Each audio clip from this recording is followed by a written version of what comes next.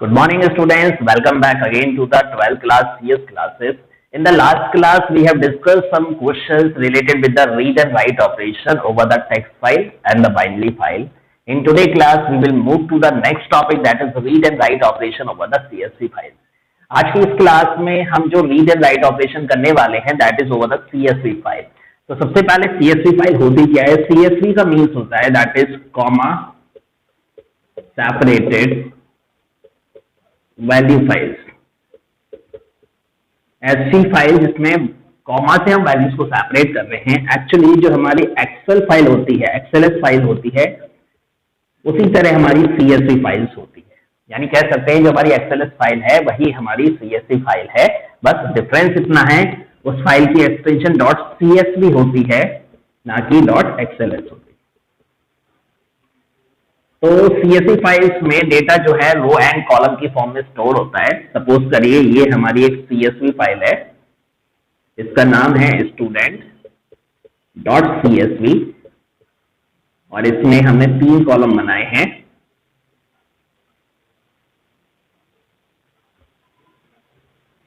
ये आपके सेल्स होते हैं एक्सेल की फाइल में जिस तरह से होते हैं, that is A, B, C and so on.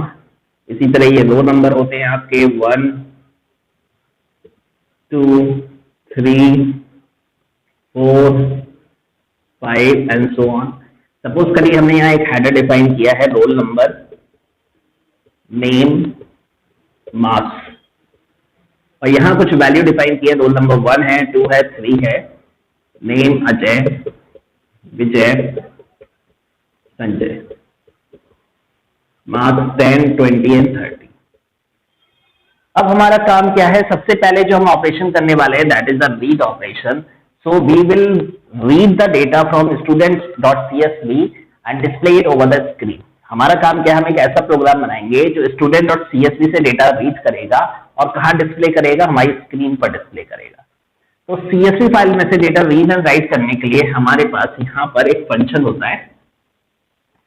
सबसे पहले हमें एक फाइल को इंपोर्ट कराना होता है, that file is the CSV file. तो सबसे पहले हमने इंपोर्ट CSV एज CS. मैंने CSV फाइल को इंपोर्ट करा दिया, उसको एब्रिवेट कर दिया एज के नाम से. अब हमारा सबसे पहला काम, इस फाइल को हम ओपन करेंगे. तो फाइल बिल्कुल जैसे पहले करते थे, टेक्स्ट फाइल और बाइनरी फाइल. आप इक्वल टू ओपन, फाइल का नेम दैट इज student.csv और इसे किस मोड में ओपन कर रहे हैं? हम रीड मोड में ओपन कर रहे हैं.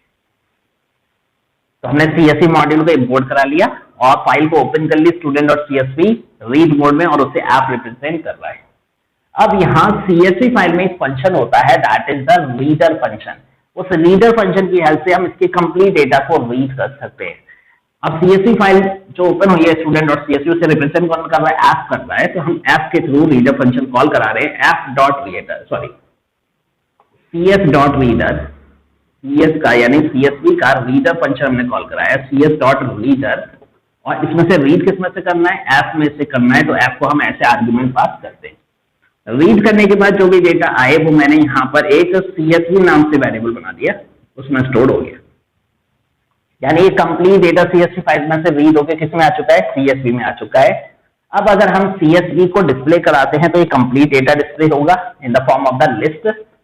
लेकिन हम चाहते हैं कि रो बाय रो डेटा डिस्प्ले हो, तो हम क्या करेंगे? CSV के हर एक आइटम को शो कराएंगे. अभी जो ये कंप्लीट डेटा आया है वो लिस्ट ऑफ लिस्ट की फॉर्म में आया है.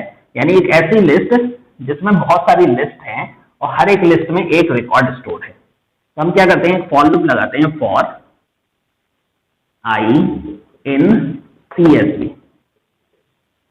अब फॉर लूप क्या करेगा? एक एक आइटम CSV एरे में से उठाएगा, CSV लिस्ट में से उठाएगा, वो आई में डालेगा, और इसका हर एक आइटम क्या है? एक रिकॉर्ड है. और हम इसको प्रिंट कराते हैं, प्रिंट आई. जब ये प्रोग्राम एग्जीक्यूट होगा तो इसका जो आउटपुट होगा, सबसे पहले फर्स्ट रिकॉर्ड जो है CSV में से, यानी फर्स्ट रिकॉर्ड यानी ये वाला रिकॉर्ड, ये CSV से रीड होकर आई में आया और आई को हमने डिस्प्ले कराया. तो ये रिकॉर्ड लिस्ट फॉर्मेट में डिस्प्ले होगा. Roll number, name and marks. उसके बाद फिर सेकेंड रिकॉर्ड 1 अजय एंड 10, इसी तरह 2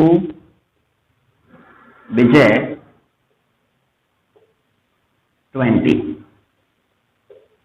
इसी तरह लास्ट रिकॉर्ड 3 संजय 30। और ये पूरी एक कंप्लीट लिस्ट थी जो किसमें आ गई थी, सीएसवी में आ गई थी, और उसके हर एक लिस्ट को हमने एक एक करके डिस्प्ले करा दिया, यानी रिकॉर्ड बाय रिकॉर्ड डेटा को डिस्प्ले करा दिया। तो इस तरह से हमने क्या किया, एक सीएसवी फाइल में से डेटा रीड किया और स्क्रीन पर शो किया। अगर हम चाहते हैं कि नहीं ये फर्स्ट रिकॉर्ड नहीं आए आउटपुट में because it is the header record, तो आगे वाले रिकॉर्ड पे मूव करने के लिए, करंट रिकॉर्ड से आगे वाले रिकॉर्ड पे मूव करने के लिए यहाँ एक फंक्शन होता है csv.next।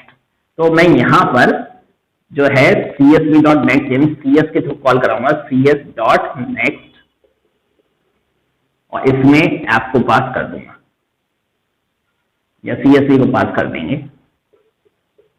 तो csv में जो डेटा आया उसमें से हमने cs.next किया, यानी उससे एक रिकॉर्ड हम आगे मूव कर गए और उसके बाद फिर हमने डेटा को डिस्प्ले कराया। तो अब आउटपुट में जो आपका फर्स्ट रिकॉर्ड है वो डिस्प्ले नहीं होगा, यानी आपको ओवरऑल डेटा शो होगा, हेडर शो नहीं होगा। इसके अलावा अगर मैं प्रिंट ऑफ आई, जब प्रिंट ऑफ आई डिस्प्ले करा रहा हूं तो वो पहला रिकॉर्ड डिस्प्ले कर रहा है, पूरा रिकॉर्ड, और ये किस फॉर्म में है, लिस्ट फॉर्म में। तो that is in 0 index, that is 1 index, that is 2 index. Suppose करो मुझे सिर्फ नेम डिस्प्ले कराने हैं, तो नेम किस इंडेक्स पर है, 1 इंडेक्स पर है। ये 0 इंडेक्स है, ये 1 है, ये 2 है, तो हमें सिर्फ 1 इंडेक्स वाली वैल्यू को डिस्प्ले कराना है, तो मैं आई ऑफ 1 डिस्प्ले करा सकता हूँ। तो जब मैं आई ऑफ 1 डिस्प्ले कराता हूँ तो उस कंडीशन में इसका जो आउटपुट आएगा सिर्फ और सिर्फ वो नेम को शो करेगा। तो इस output become Ajay, Vijay and Sanjay. तो इस तरह से जो डेटा हमने सीएसवी फाइल से रीड किया है, हम उसमें से किसी एक पर्टिकुलर डेटा को भी रीड कर सकते हैं, यानी पर्टिकुलर कॉलम को भी रीड करके डिस्प्ले करा सकते हैं। हम चाहे तो सारा complete record by record data read करके डिस्प्ले करा सकते हैं, और हम चाहे तो कंप्लीट सीएसवी फाइल रीड कर सकते हैं। हम चाहे तो किसी पर्टिकुलर रिकॉर्ड को स्किप कर सकते हैं नेक्स्ट फंक्शन का यूज करके। तो इस तरह से हम डेटा रीड कर सकते हैं फ्रॉम द सीएसवी फाइल।